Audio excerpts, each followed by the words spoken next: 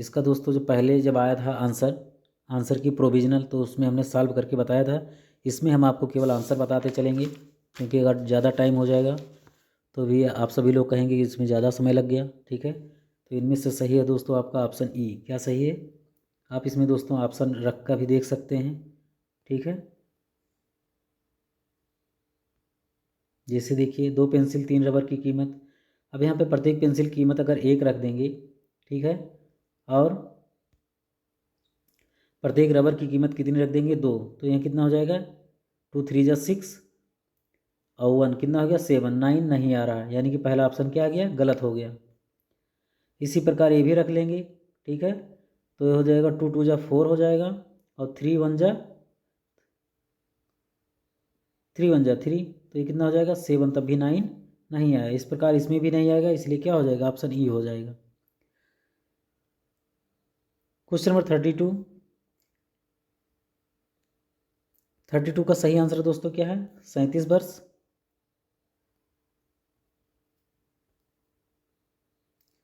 Question number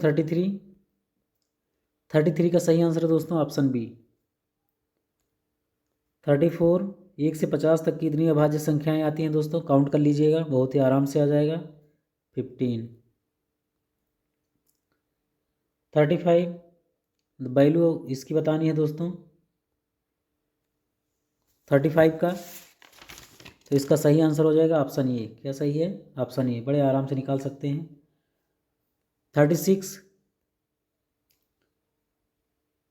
जब इसका आप वर्गमूल निकालेंगे, वो 5 करके जो है इसका निकालेंगे तो कितना आ जाएगा? 5 आ जाएगा दोस्तों। ठीक है, 36 का, और फिर यहाँ पे एक्स स्क्वायर बचेगा क्योंकि 10 है, तो 5 2 जा 10। ठीक है, यहाँ पे फिर वाई बचेगा और फिर जेड की पावर 10 है दोस्तों, तो ये कितना हो जाएगा? 5 2 जा 10। ठीक है, सही आंसर ये है।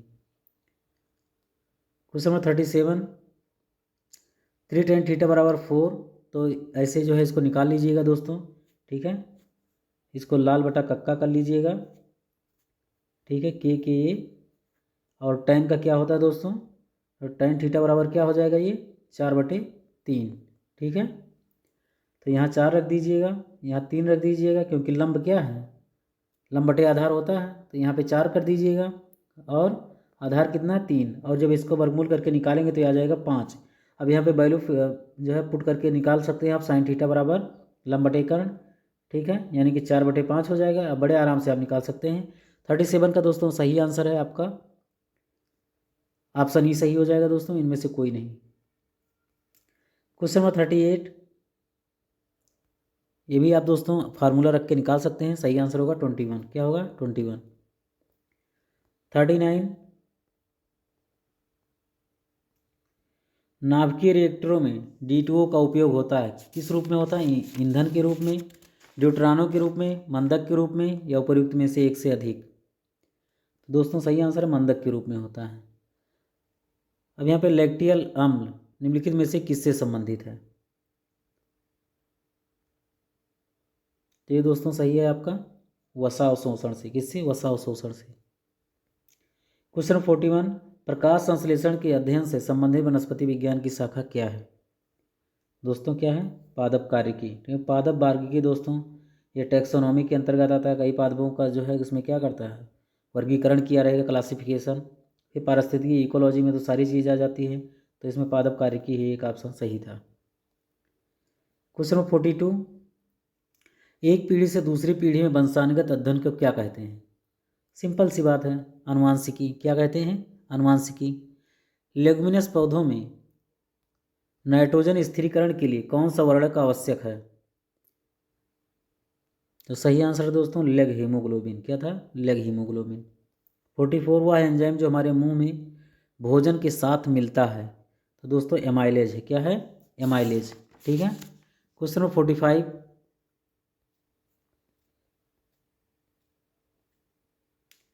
Al2O3 into 2SiO2 into 2H2O। ठीक है, ये किसका रासायनिक सूत्र है? तो ये है दोस्तों चीनी मिट्टी का। किसका है? चीनी मिट्टी का।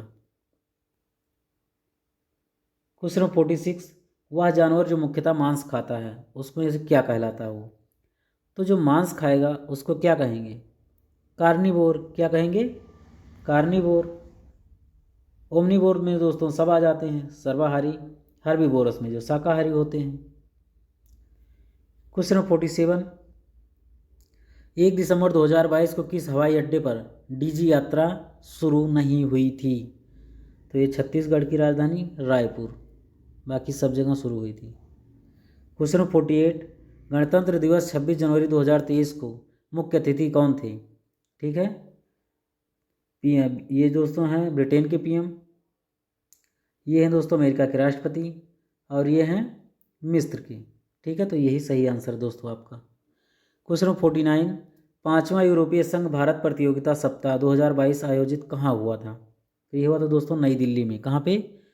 नई दिल्ली में। क्वेश्चन नंबर 50,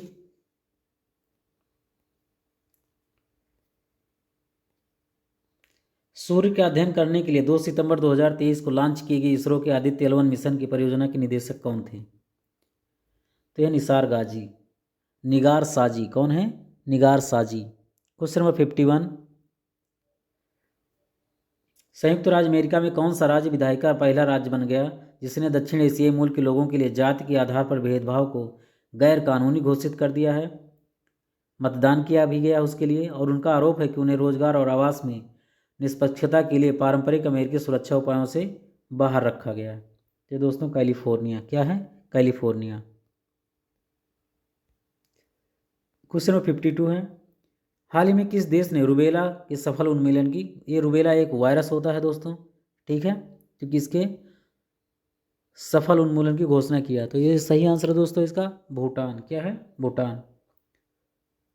अमेरिका द्वारा लीजन ऑफ मेरिट सम्मान किसी को दिया गया है? दलबीर सिंह सुहाग को, जनरल बिपिन रावत या राय बूचर को? तो सही आंसर दोस्तों आपका जनरल दलबीर सिंह सुहाग।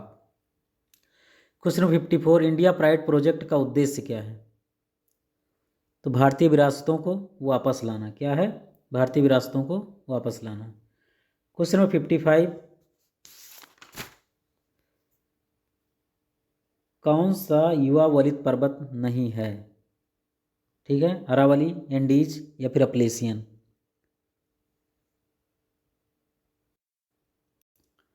तो इसमें सही आंसर हो जाएगा दोस्तों उपयुक्त में से एक से अधिक। आपका ऑप्शन डी सही है। क्वेश्चन 56, निम्नलिखित में से किसकी न्यून हिमरेखा है? ठीक है, किसकी न्यून हिमरेखा है? तो यह है आल्प्स क्षेत्र की। किसकी? आल्प्स क्षेत्र की। क्वेश्चन नंबर 57, कर्क रेखा द्वारा सर्वाधिक क्षेत्र कौन सा आच्छादित है? तो इसका सही आंसर है दोस्तों आपका छोटा नाग, मालवा का पठार। क्या है? मालवा का पठार। ठीक है। क्वेश्चन नंबर 58, कांटेदार जंगल कहाँ नहीं पाए जाते हैं? तो इसका सही आंसर है दोस्तों तमिलनाडु। कहाँ पे? तमिलनाडु। क्वेश्चन 59, किस राज्य में सबसे अधिक लेटराइट मिट्टी है? क्वेश्चन 59, तो ये मेघालय में। कहाँ पे है? मेघालय में। उस देश का नाम बताइए जो पहले G20 की मेज़बानी करेगा। इंपॉर्टेंट क्वेश्चन है दोस्तों, आपके आने वाले और भी किसी भी एग्जाम के लिए बहुत ही सही साबित हो सकता है। तो ये दोस्तों ब्राज़ील। क्या है? ब्राज़ील। हवा में नमी मापने के लिए निम्नलिखित में से किस उपकरण का प्रयोग किया जाता है? None other than only option C hygrometer. Question number 62, इनमें से कौन सी या कौन सा भूमध्य सागर से भारत के उत्तर पश्चिमी भाग की ओर चलता है? तो सही आंसर दोस्तों पश्चिमी विक्षोभ।